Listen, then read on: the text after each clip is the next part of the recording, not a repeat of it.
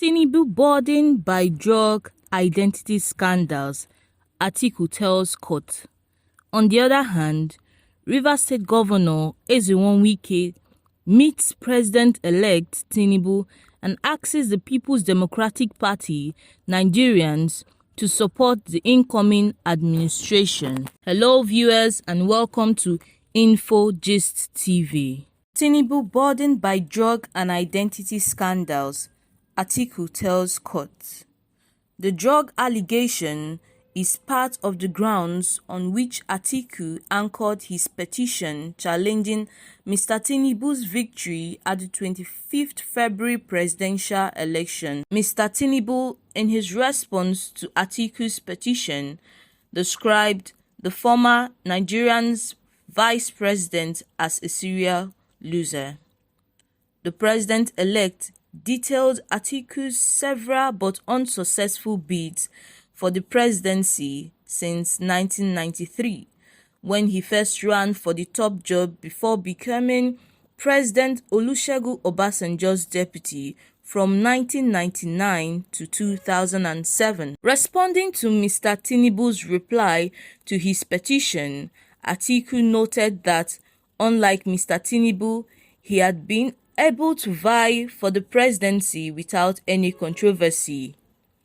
Atiku's reply is on point of law, which closes further exchange on the substance of his petition before court hearing begins in court.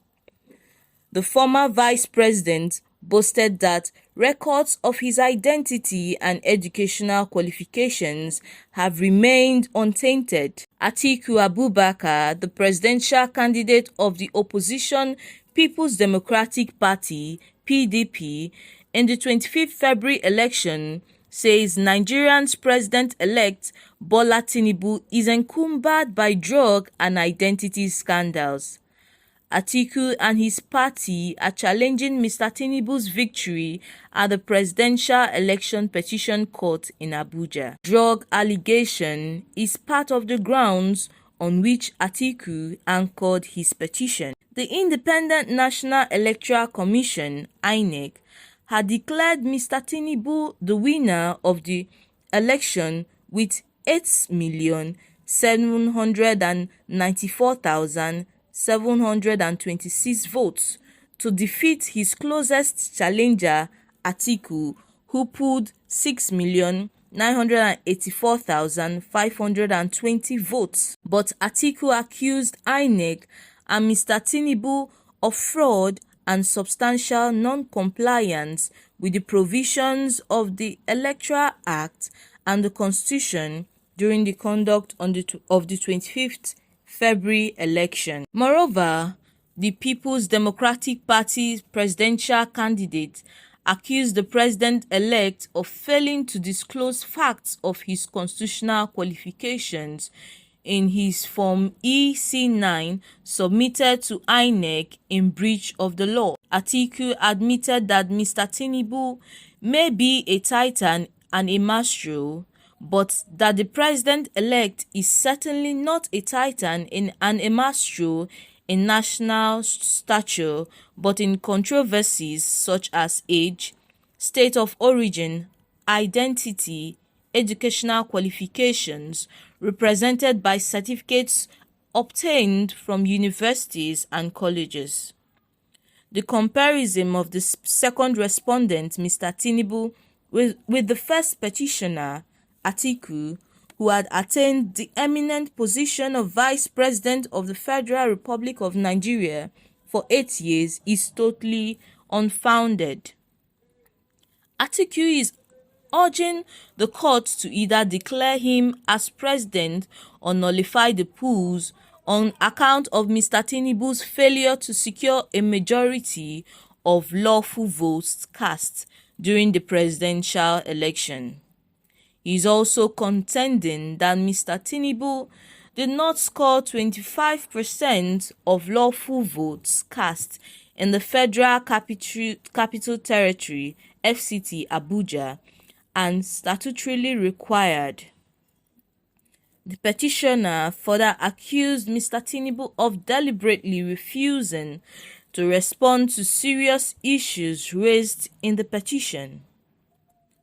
Atiku said Mr. Tinubu's reply to the petition has been contradictory, evasive, speculative, and vague.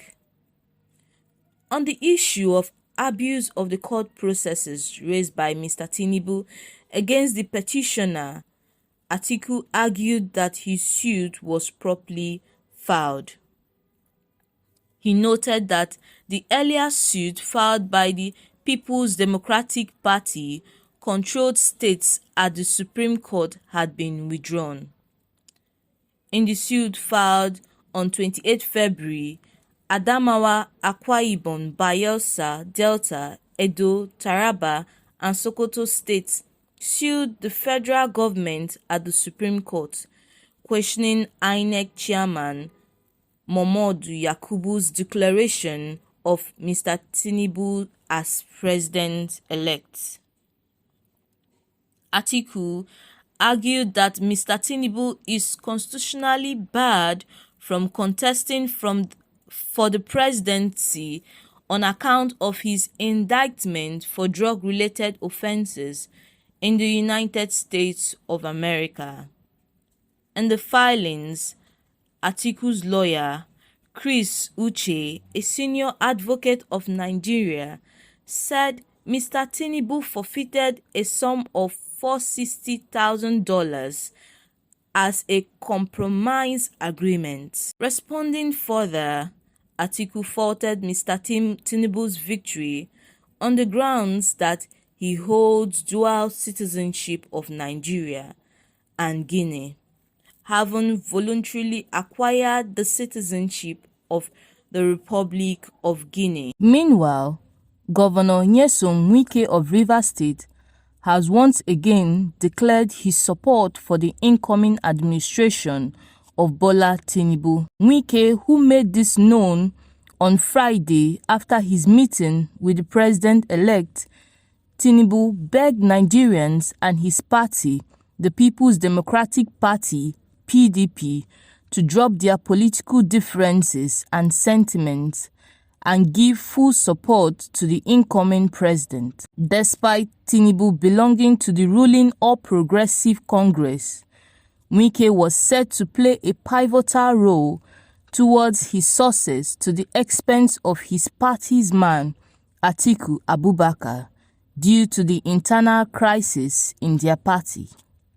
He told journalists after meeting with Tinubu at the Defense House in Abuja on Friday that the time for politics was over, and as such, the incoming president needs the support of Nigerians.